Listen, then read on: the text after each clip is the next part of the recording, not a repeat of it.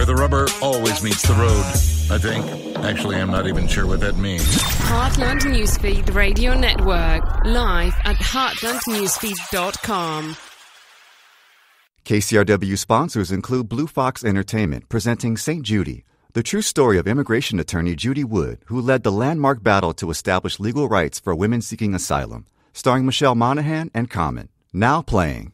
From KCRW, this is Left, Right, and Center. President Trump's summit in Vietnam is over, cut short as he and Kim Jong-un could not come to terms on sanctions and denuclearization. Is the North Korea détente over, or will the warmth Trump has proclaimed with Kim continue?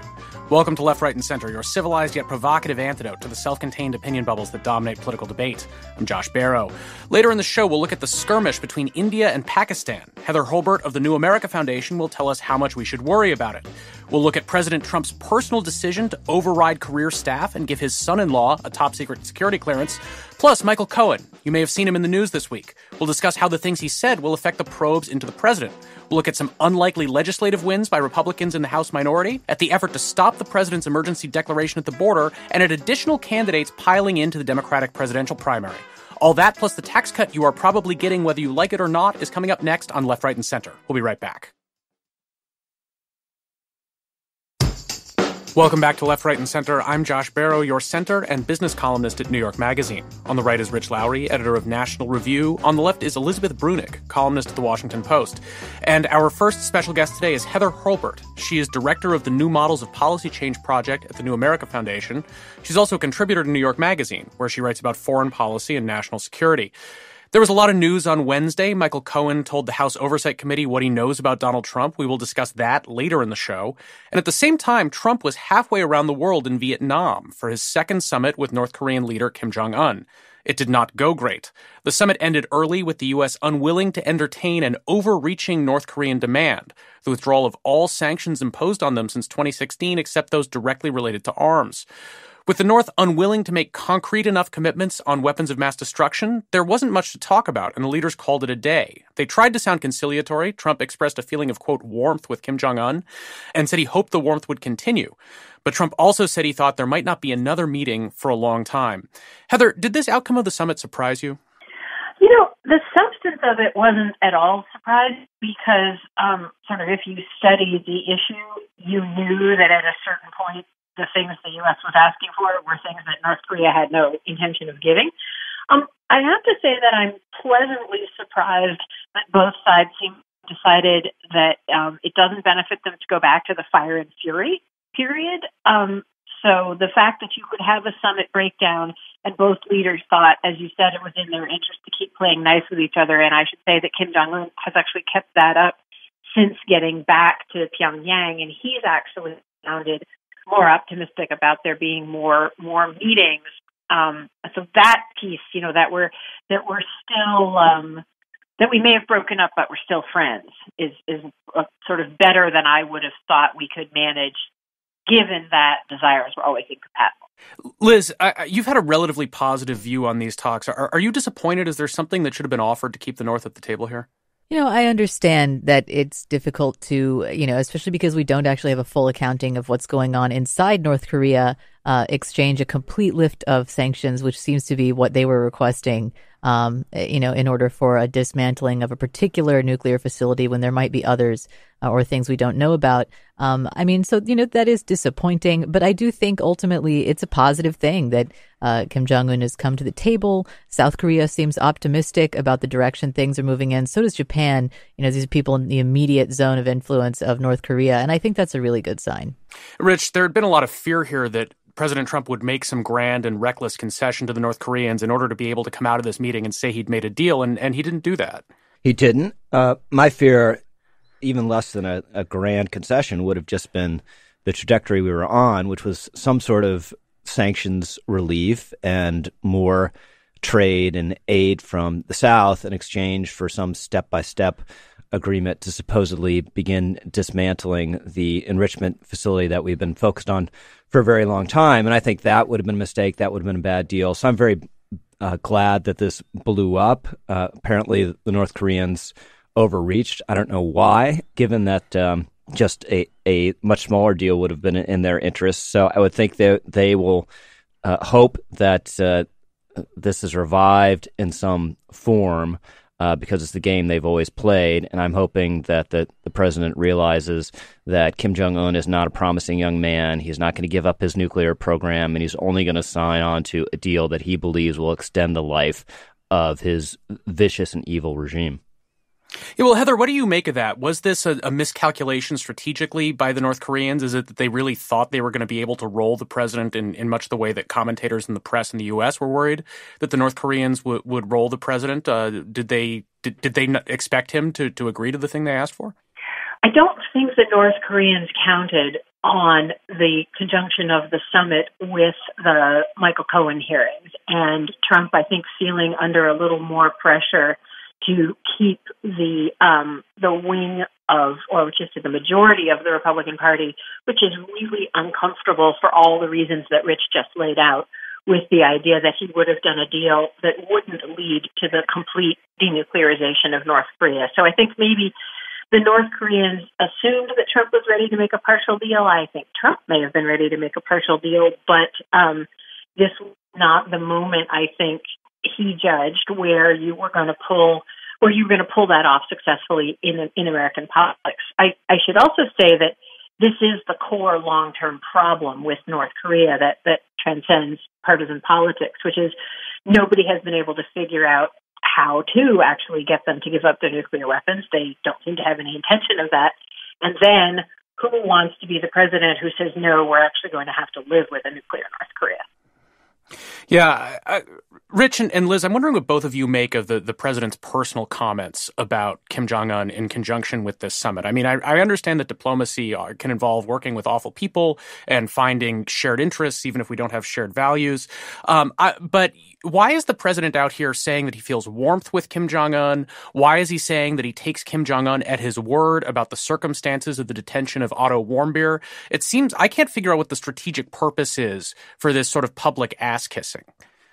It's appalling, and the only explanation I have for it is that he engages in what national security specialists call mirroring, which is when you believe an adversary, reacts to things the same way you do. And so since he takes everything personally, and since praise of him is the opening bid in getting any deal with him, he thinks that this is how he should deal with Kim Jong-un. And I entirely take your point. They're nasty actors around the world that we have to deal with, but you don't have to give away the rhetorical store in every single moral standard. And that he would say, take at face value Kim's ridiculous denial that he knew about their torture and ultimate murder of this American citizen and kid, Otto Warmbier, is just, I don't have words for it. Yeah, I mean, I think that Trump does not come from the world of politics. He obviously doesn't listen very much to his advisors who try to give him advice about international affairs. And so my best guess is that he negotiates with Kim Jong-un the same way he would try to negotiate a business deal with somebody. And the idea in those negotiations is always, we're going to have a win-win. Everyone's going to walk away a winner. It's going to be hugely mutually beneficial. And aren't we smart for figuring it out? And so I presume that's the rhetorical tack he's taking. Heather, how should we think about the role of the South Koreans here? I know that one thing that was in the U.S. position as we were walking away from this was that we would continue to support talks between the North and the South. The South has been very eager for a de-escalation here.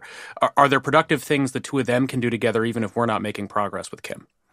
Yeah, so South Korean President Moon has really staked his political career and his administration on successful talks with North Korea. So one of the smart things that Trump did in sort of passing the baton to Moon is that Moon is enormously motivated to make something work. The challenge for him is there's really relatively little more he can do without sanctions being lifted, because of the economic aid that North Korea would like and that Moon would like to provide is not legal. So his aim is to push forward to try to find things that look like sanctions relief to boost the process between them, which might certainly have political dividends for him. So he's going to be highly motivated to try to keep the process moving forward, but that doesn't necessarily change the North's strategic calculus around wanting those weapons as a key to survival. And so what is that calculus? Because I know you wrote this week that the North has a history of refusing to be ignored. I think what a lot of people in the U.S. would be basically for everyone to wait patiently until sometime a good long while from now the president and Kim are willing to sit down again with as little as possible happening in between. Is the North going to play along with that? Kim's long-term calculation is that he needs to have enough weapons that the U.S. couldn't be confident of knocking them all out in a first strike. So in that sense, time is on his side in that the longer he has to keep going with various aspects of his nuclear weapons program, which, by the way, it's clear he has been doing over this period, that in his mind helps him. So that's one of the strategic things he wants. The other thing he desperately needs is more economic interaction with the rest of the world, as he's now told his countrymen that he has succeeded in putting himself on the same level as the President of the United States, which is really a pretty major achievement for a crappy country where people are eating grass, if you pardon me for putting it in quite such a stereotypical manner. But so now he needs economic assistance, he needs trade, he needs business cooperation. Probably, as long as he can make it look like he's the reasonable actor and Trump is the one who's being ridiculous, he can get, if not sanctions lifted, at least some sanctions flouting from China, from Russia, and from other regional actors. So that's his game. Yeah, so Liz, that sort of story is what I hear most often in terms of arguments about why it's bad that Trump is even going down and sitting at the table with Kim. This idea that it gives him legitimacy. Legitimacy, obviously, is this sort of soft thing. It's unclear how that directly harms U.S. interests, but conceivably it could through what Heather is describing there, that it could make it easier for him to get around these sanctions, to convince other powers not to enforce the sanctions, and then that buys him time in order to develop weapons programs that are against our interests. So what do you say to that? I would spend less time worrying about the conveyance of legitimacy from Donald Trump onto Kim Jong-un and more time worrying about the fact that whether or not Kim Jong-un has legitimacy, he has power. He has power in the form of nuclear weapons, and he has an iron grip on North Korea. The United States' best interests are served by making sure that he uses the power he has in the best possible way. And that's why we focused on denuclearization or coming to some sort of agreement on the containment of the nuclear program in North Korea. And I think that that's a first-order priority compared to the sort of softer and more philosophical concerns of conveying legitimacy. Can we talk briefly about India and Pakistan? There's been this development this week. Pakistan shot down an Indian fighter plane over Kashmir. The Indian pilot parachuted into Pakistani territory and was captured and held for 2 days. He was subsequently released. Obviously, India and Pakistan have a long history of tension, but it is not usual for them to be shooting down planes. Heather, how much should we worry about this and a potential escalation between these two other nuclear powers in Asia? You should worry a lot about it. You should worry a lot more about it than is reflected by how much coverage you've seen, in that these two countries have actually fought 3 wars in the last 60 years. They're both nuclear armed. In particular, in the case of Pakistan, we don't know all that much about the safeguards, and the civilian democratic leaders' ability to control the military in Pakistan is demonstrably weak. So this is a real problem. The other sort of point that's worth thinking about is that each of the last 2 times there's been a fight over Kashmir, which is disputed province claimed by India and Pakistan. U.S. presidents have been personally involved in kind of getting the sides to stand down. In 1999, the president of Pakistan actually flew to Washington, sat in the Oval Office, and negotiated with President Clinton how he would climb down. Clinton then called Prime Minister of India and told him how the Pakistanis were going to climb down. You can't really imagine the current administration playing that role, and it's become clear in recent days that there's not really someone else who can play that role. So how you stop escalation there is really, really worrying. Rich, is that something that you're imagining Donald Trump doing here, getting in the middle of that negotiation and diffusing this? Probably not. Fortunately, it seems to be de-escalating, but one of the more disturbing, persistent aspects of the international system is that the Pakistanis have nuclear weapons, a semi-failed state, and just no one should have any investment in the good judgment of the Pakistani government. Now, India, obviously more serious and respectable, in many ways admirable country, but once you get involved in these kind of showdowns, national pride takes a major hand, and that's just where you worry about things spiraling out of control and everyone making bad choices. Well, Liz, Rich points there to India as the more responsible partner, but Pakistan is the one that's the longer-standing U.S. ally. I know you talk about the importance of self-determination for these sorts of countries, but what is the role for the United States in trying to prevent escalation in places like this where we have such a decades-long history of involvement? I think that the United States has an important role to play in denuclearization across the board. And what makes conflicts like this so disturbing is that they could escalate at any point into a nuclear conflict. And there's no way to tell when that's going to happen versus when it isn't. Like Rich said, it looks like there are signs of de-escalation here, but that doesn't necessarily have to happen. Passions get inflamed, especially when you're dealing with non-state actors like terrorists. There are a lot of potential factors that could escalate a conflict that's ordinary in other ways, or at least routine, into a nuclear conflict, and that's a global problem. The problem with the United States leadership on denuclearization is, of course, that we remain the only global power to have ever actually used nuclear weapons against another country, and seem to have had sort of a mixed record on how we reflect on that. I think there's a role for the United States to play there, and I think that part of the role the United States has to play in denuclearization is considering reducing our own stocks and programs. Let's take a quick break. I will be back with Heather Holbert of New America and New York Magazine, Rich Lowry of National Review, and Elizabeth Brunig of The Washington Post to talk about Jared Kushner's security clearance. You're listening to Left, Right, and Center. What do you think? Share your thoughts on today's show on our Facebook page or tweet us at LRCKCRW and download the KCRW app to listen to Left, Right, and Center on demand.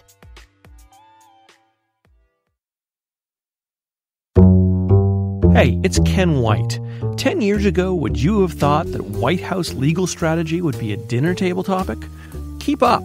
Every week, join me and Josh Barrow, hosts of KCRW's Left, Right, and Center, for LRC Presents All the President's Lawyers. We're here to help everyone navigate the legal dramas dominating politics today. Get it on Apple Podcasts or wherever you listen.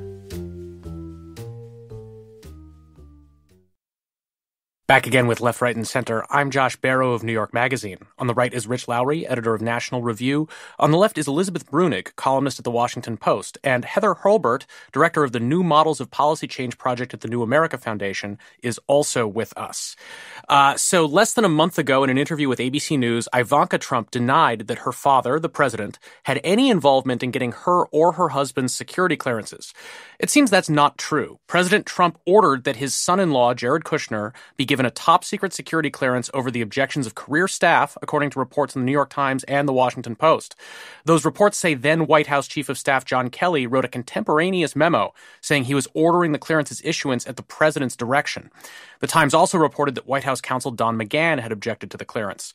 Kushner has security issues related to his financial dealings with foreign countries whose interests may be adverse to the United States. There have also been multiple news reports about intelligence agencies capturing communications among foreign officials about how they intended to use Kushner's financial issues to compromise him. So, Rich, we had a Trump presidential campaign premised on the idea that Hillary Clinton had recklessly compromised national security through her use of a private email server. Now we have a president who takes his dim-witted, financially compromised son-in-law and orders that he be given a top-secret clearance over the objections of career staff and puts him in charge of the Mideast peace process and God knows what else. Why is that okay? Well, it's going to be very concerning, obviously, and annoying to anyone who's gone through this process, which is quite strenuous and puts a huge burden on the people who get approved for security clearances. And it's going to be worrisome. I doubt that Jared Kushner is actually being manipulated by foreign powers, but this is not great. Although I have to say, I've kind of changed my view of Jared. I used to think that Jared and Ivanka shouldn't be there. Now I think that there's just a very limited universe of reasonable people who have or could possibly have the complete trust of the President of the United States, and for better or worse, Jared Kushner is one of them. But I'm sorry, what makes him a reasonable person? Have you seen some of the other people around Trump or who have been ousted from this White House? I mean, he's not a conservative. I don't have I don't want a position to be carrying major water for Jared Kushner. I'm just telling you he is, compared to everyone else, a reasonable voice in the room. And some of the other reasonable voices have been ousted, or they burn out, or Trump gets sick of them. And Jared seems like he's going to be there for the duration. And I'm telling you, given the alternatives, that's probably a good thing. Heather, what do you make of that? As someone who's had the security clearance, who's done the security clearance process multiple times, I find the whole thing a little obscene. You know, I had to produce 15 years of bank statements and prove that everyone dated was a U.S. citizen. The bigger problem here, I think, is that we have these rules, and the rules are supposed to be for everybody. And whatever ends up happening with Jared and whatever is proven about Jared, what we've shown to the whole security establishment and anyone who thinks about working in it in the future is that maybe the rules aren't really rules. Maybe they don't really count. And that is how democratic norms get undermined, which is a much bigger deal than Jared Kushner and his wobbly real estate empire. Well, but I mean, it's not just the wobbly real estate empire. I mean, Liz, I look at the role that Jared Kushner has played in the foreign policy conversations in this administration. And one thing that's clear, just looking at it from the outside, is that Kushner is one of the loudest voices for forgiving whatever it is that Saudi Crown Prince Mohammed bin Salman wants to do.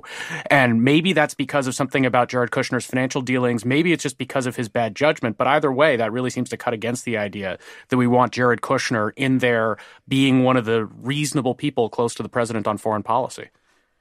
No, and there's absolutely no reason he should have any role in planning for peace in the Middle East. He was instrumental in the push for moving the embassy, the American embassy, to Jerusalem from Tel Aviv, which of course caused a great deal of anxiety. It was, construed as such a controversial and polemical move in the region. The Vatican didn't even send an envoy for the move of the embassy. They strongly disagreed. Pope Francis has since said he really has disagreed with that move. And of course, the Vatican has been a longstanding advocate for peace, actual peace in that region. And we know that whatever goes on in Israel with regard to the United States input is going to have a major impact on relations in the rest of the Middle East. And so I assume a lot of Kushner's friendliness to Saudi Arabia comes from his position on that front.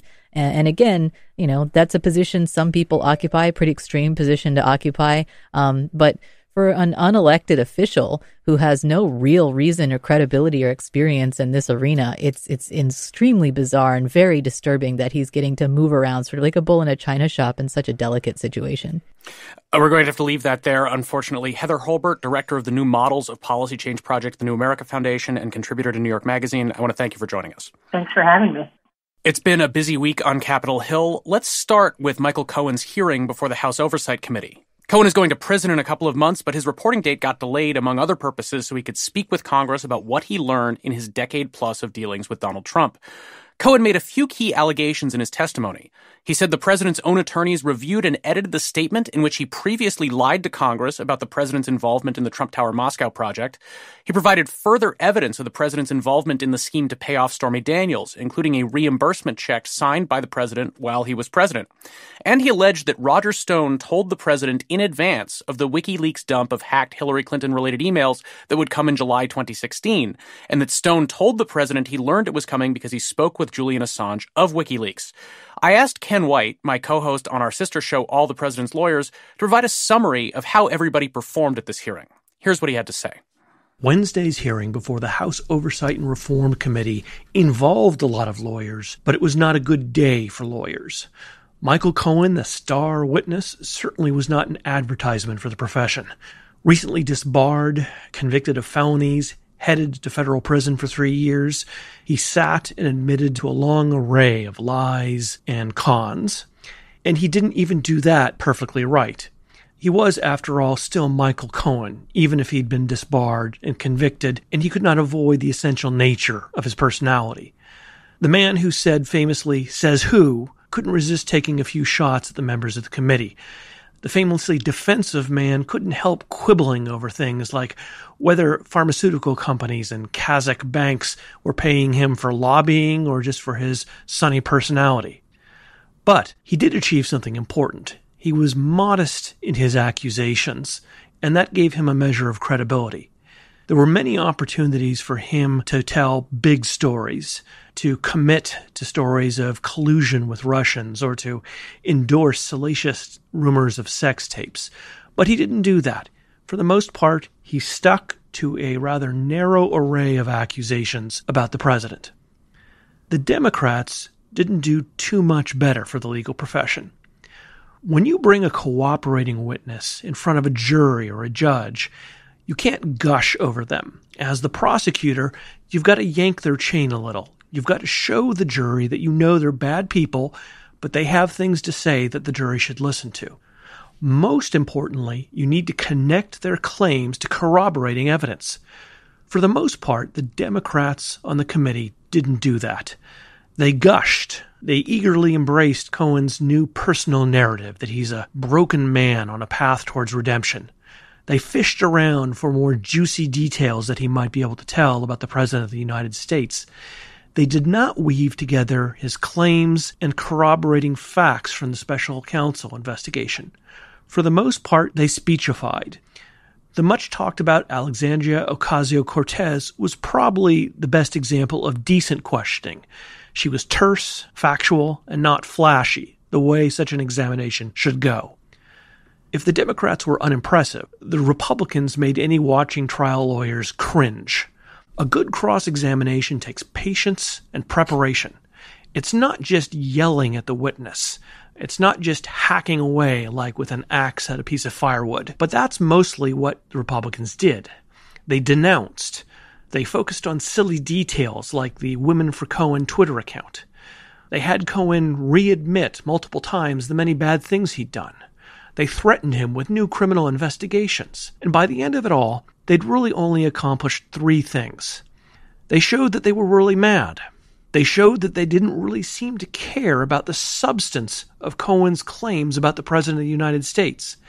And they did the worst thing that you can do on a cross-examination. They repeatedly gave Cohen opportunity after opportunity to repeat his story, to enforce his theme, to keep coming back to his core message was, yes, I did terrible things, but I had to do them because I was working for your guy. It was one of the worst cross-examinations I've ever seen. So what comes out of the hearing? Not much faith in the legal profession, for sure, but a few key elements. First, Michael Cohen is all in on the proposition that Donald Trump was intimately involved in the hush money payments to Stormy Daniels, and that presents legal risks to the president. Cohen was also clear that the President of the United States frequently directed false statements to financial institutions and other entities in order to get what he wanted from them. That's something you can expect to inspire some subpoenas from this and other committees. He claimed that the president knew from a call from Roger Stone about the pending WikiLeaks dump of hacked DNC emails. That's not a crime by itself. It's not collusion or illegal to know about and hope for a dump of hacked information. But the question is, did the president say that? Did he lie about it in his sworn statements to the special counsel? Cohen's testimony on this may put him in further jeopardy in that zone. And finally, and probably most terrifyingly for the president's lawyers, Cohen made it very clear that the U.S. Attorney's Office for the Southern District of New York is still looking into the president, that he is still in their crosshairs. And that office has been nothing but disastrous for this administration. We are joined now by John Bresnahan. John is senior congressional reporter at Politico, and he joins us now. Hello, John. Hello. So as Ken laid out there, Michael Cohen left congressional Democrats with quite a bit to work with here, and they have all these committees with subpoena power. They can look for these documents and additional testimony around the hush payments, around claims that the president engaged in financial frauds. What is expected from Democrats on Capitol Hill? What are they taking out of this hearing, and what are they going to do next because of it? Well, I think there's several lines of investigation that Cohen opened up to Democrats, especially the Trump organization itself and Larry Weisselberg. He's the key that's Alan Weisselberg. I'm sorry, Alan Weisselberg. And he's a key player in the President Trump's finances and how he ran the Trump organization for a very long time. And, he's someone that they want to talk about. Now, he has He has some limited immunity. He has a deal with federal prosecutors.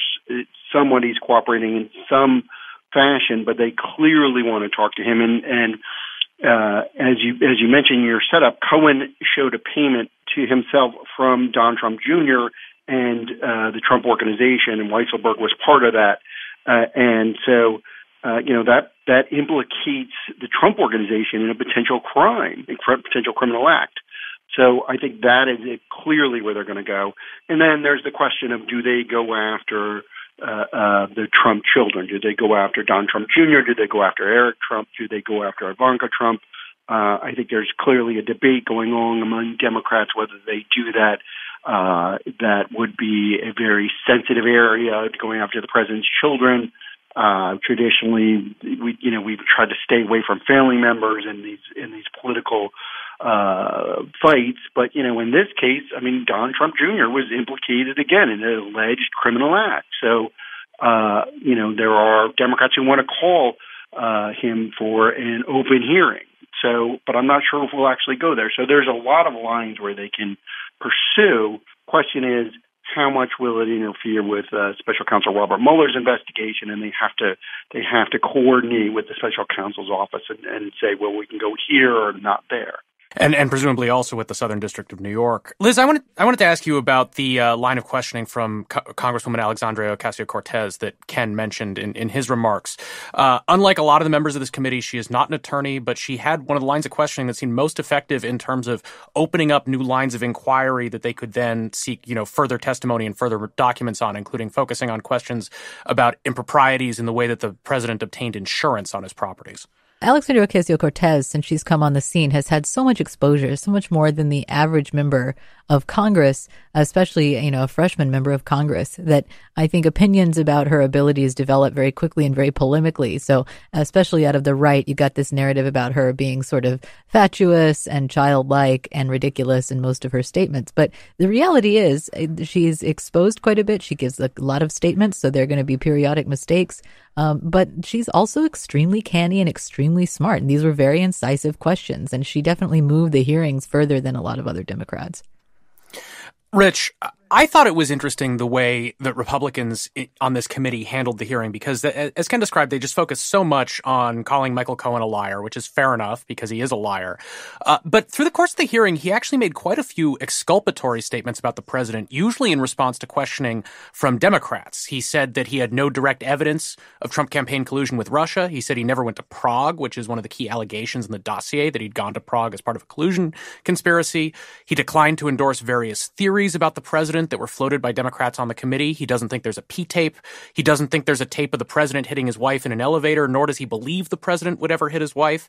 He doesn't think the president is a love child. He doesn't know of the president ever arranging a medical procedure for a woman he's not related to. So there was a lot of stuff where Cohen, he could have been a free-ranging resistance accusation generator. He wasn't, and Republicans were not taking advantage of using this opportunity to get Michael Cohen to swat down accusations against the president.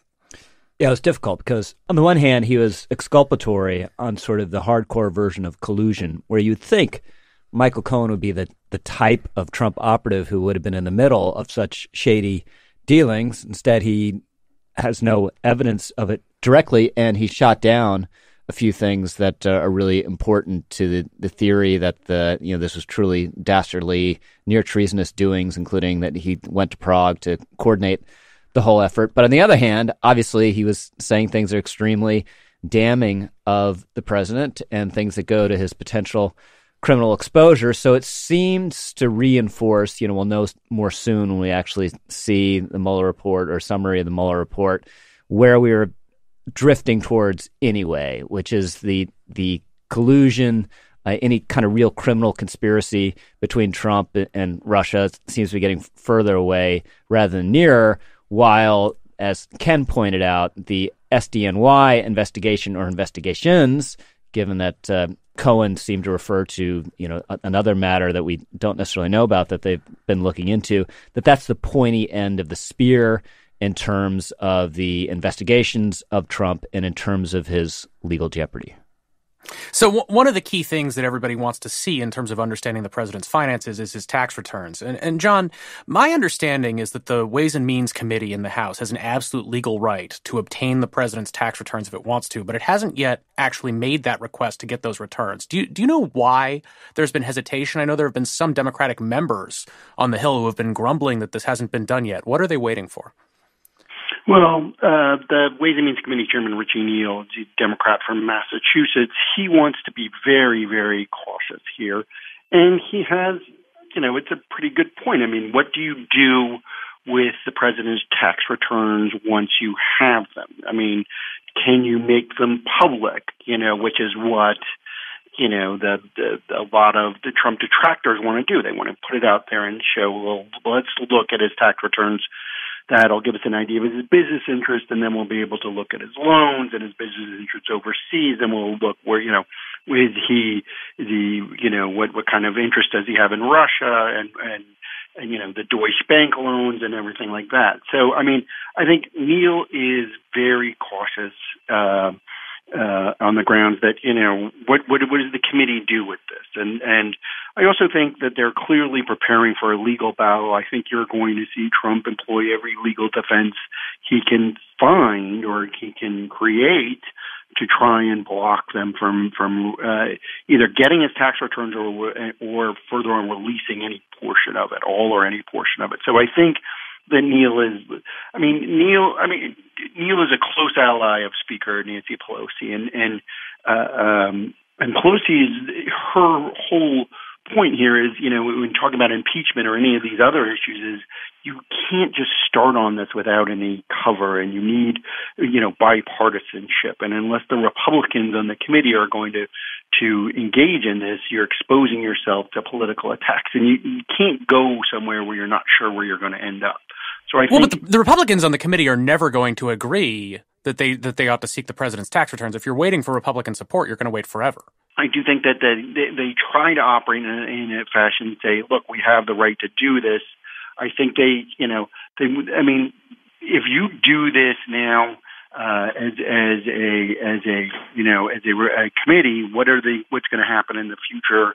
Are we going to publicly release other people's tax returns if we don't like them? I think they're worried about the precedent here. And I think, this is the President of the United States. This is not something you go into half-baked. If you're going to do it, you have to do it right. And I think they feel like they haven't gotten there yet. Liz, how does that sound to you?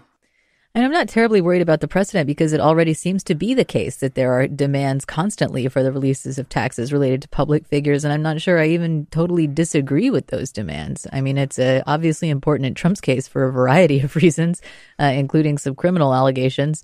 But it's important for all public officials because where their money is coming from, what they're doing with it, and whether they're playing fair is important to the electorate. Yeah, but we do actually have financial disclosure forms. I mean, remember, public officials have to, federal executive branch and legislative branch, they do have to disclose put out annual financial disclosure forms, which the president has done. The whole argument is that, he's not showed his tax return, and there is no legal requirement for him to show his tax returns.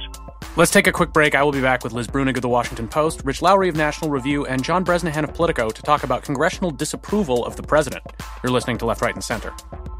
Join the conversation on our Facebook page or tweet us at LRCKCRW. Stream all episodes of Left, Right, and Center and other great shows at kcrw.com/podcasts. Back again with Left, Right, and Center. I'm your host, Josh Barrow. On the right is Rich Lowry, editor of National Review. On the left is Elizabeth Brunig, columnist at The Washington Post. And John Bresnahan, senior congressional reporter at Politico, is also with us. This week, the House of Representatives voted to disapprove President Trump's declaration of a national emergency. He intends to use the declaration to redirect billions of dollars from other government functions toward construction of a wall on the southern border. 13 Republicans joined all Democrats to reject the declaration.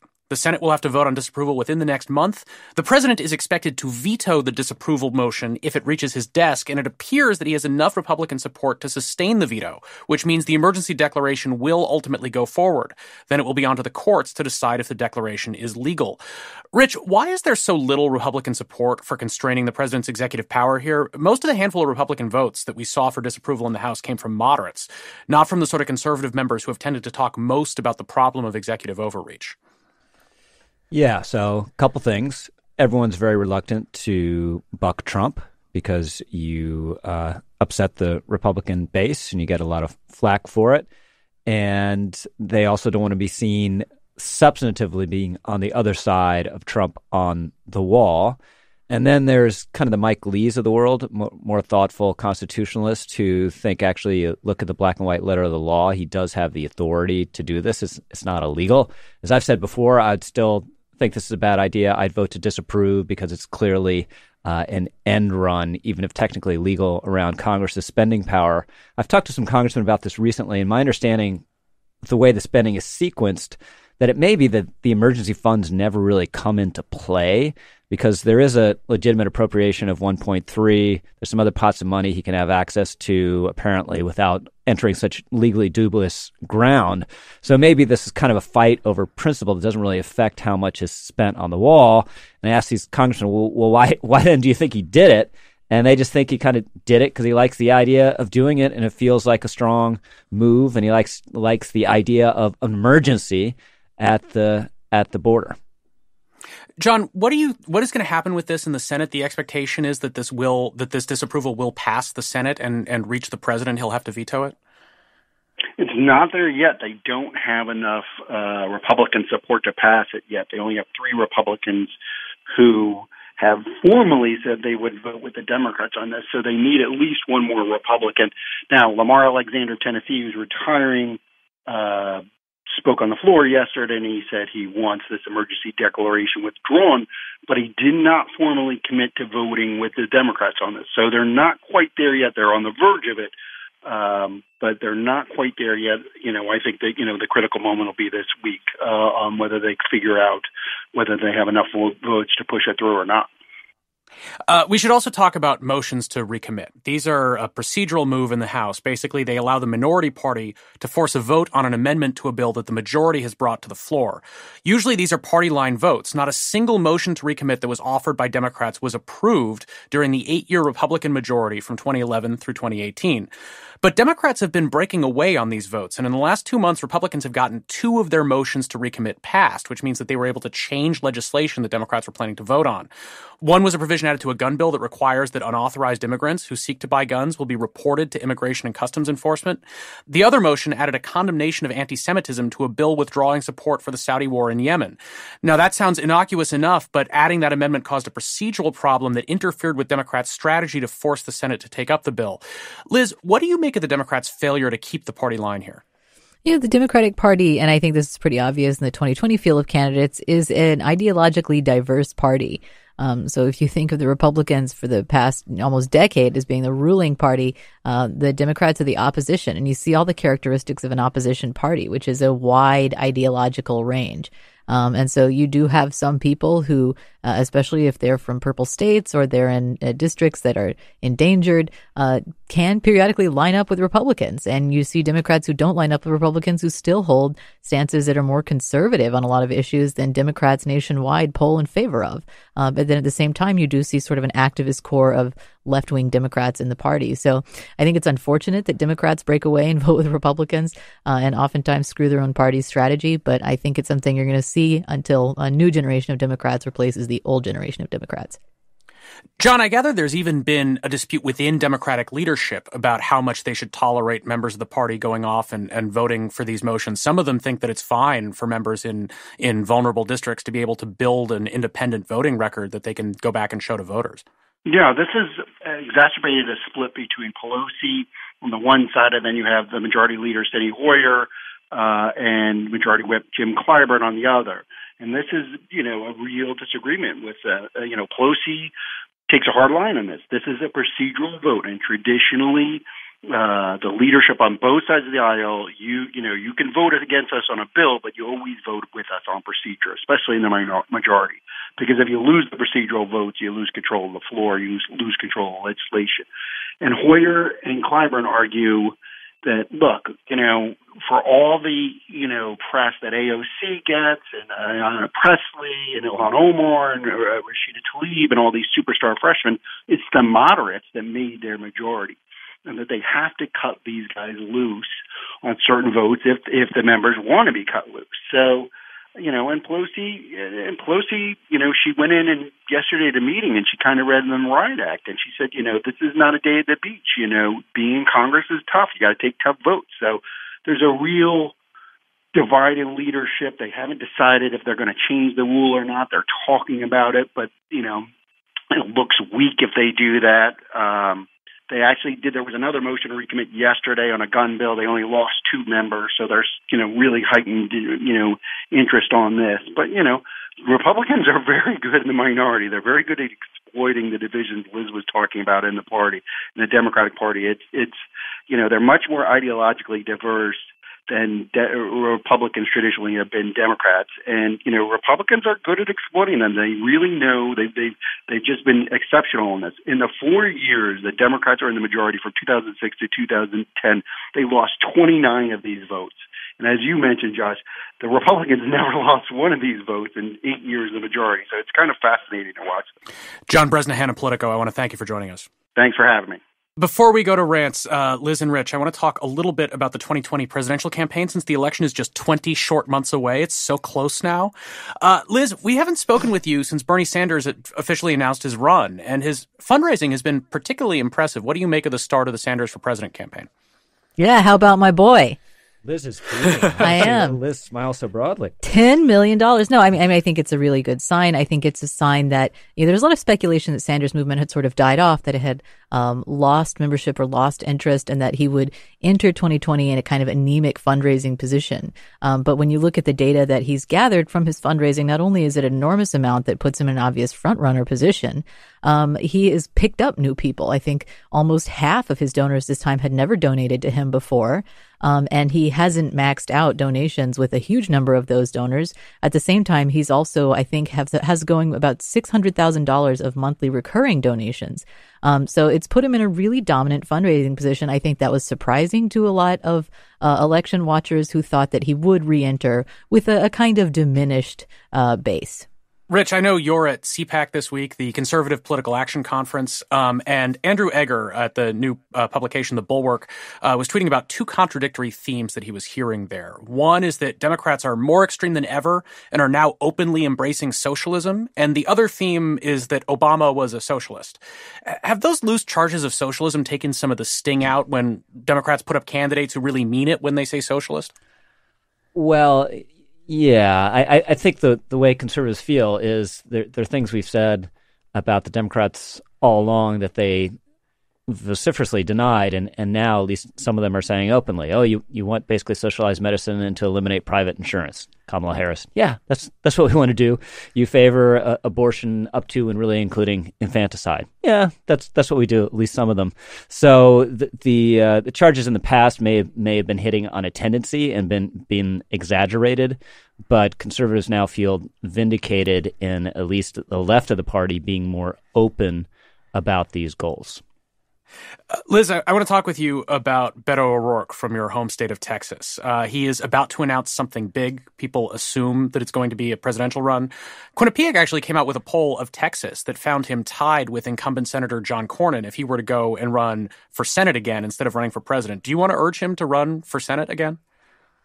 Yeah, I mean, I think that he's already sort of built the apparatus for running for Senate in Texas for when he got close last time, and I think he might have a better chance this time. Like you said, polls find him in dead heat with Cornyn. I definitely think he could make a big difference coming from Texas. At the same time, not to be opaque about my motives here, I also think that while he's a pretty left guy for Texas, on the national scene, he's not. And he's actually made efforts to distinguish himself from the left candidates running in 2020. He's been very vocal about the fact that he doesn't consider himself an ally of the sort of Democratic Socialist wing of the party, the left wing of the party. And so in that respect, while this kind of momentum is building for sort of new programs and a different way of doing things in the Democratic Party, Beto would represent a kind of lurch backwards. I'm pretty bullish on Beto. I was very skeptical all during the Senate campaign that he'd be able to pivot after that and be plausible at the national level, because I thought a lot of it was just he was being built up because he was opposing Ted Cruz. But I think it's a real thing. I think you'd have to consider him, among the top contenders. And the metric, I may have mentioned this before, the metric I kind of go on more and more, throw out all your fancy analysis and look who can build the biggest crowds. And I think as soon as he gets in, he's going to be probably the biggest crowd generator among this field. I think he could do it. I don't know. Kamala Harris is a pretty big crowd generator. And you can't sleep on Bernie, but I think that Beto could do it, right? I don't underestimate his ability to win an election. I just hope he doesn't.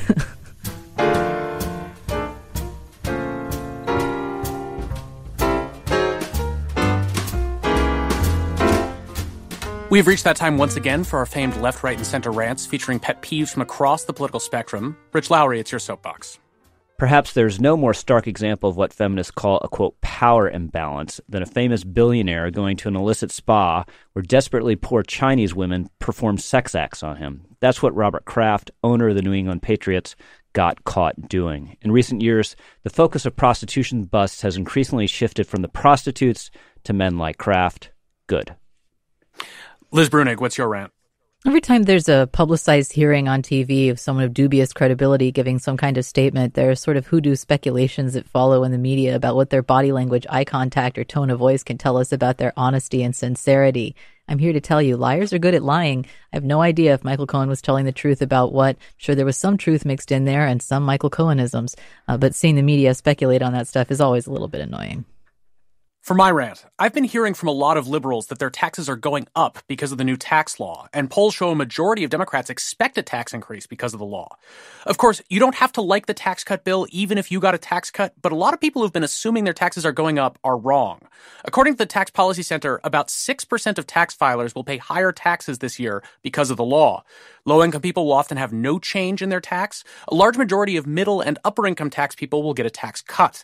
Yes, some deductions are going away. But even in high-tax states like California, for a large majority of taxpayers, the loss of deductions is more than offset by cuts in tax rates and other provisions that lower your tax bill. So don't assume, just because you don't like the president or the law, go use a calculator like the one produced by CBS MarketWatch or ask your tax preparer, would your tax bill have been higher or lower without the tax law changes? You might be surprised. That's all we have time for today. I want to thank Rich Lowry, Liz Brunig, Heather Holbert, Ken White, and John Bresnahan. Left, Right, and Center is produced by Sarah Fay. Our technical director is JC Swadek. Katie Burskins and Colin Cab Washington are our production assistants. Todd M. Simon composed our theme music. I'm Josh Barrow. Thanks for joining us, and tune in next week for more Left, Right, and Center.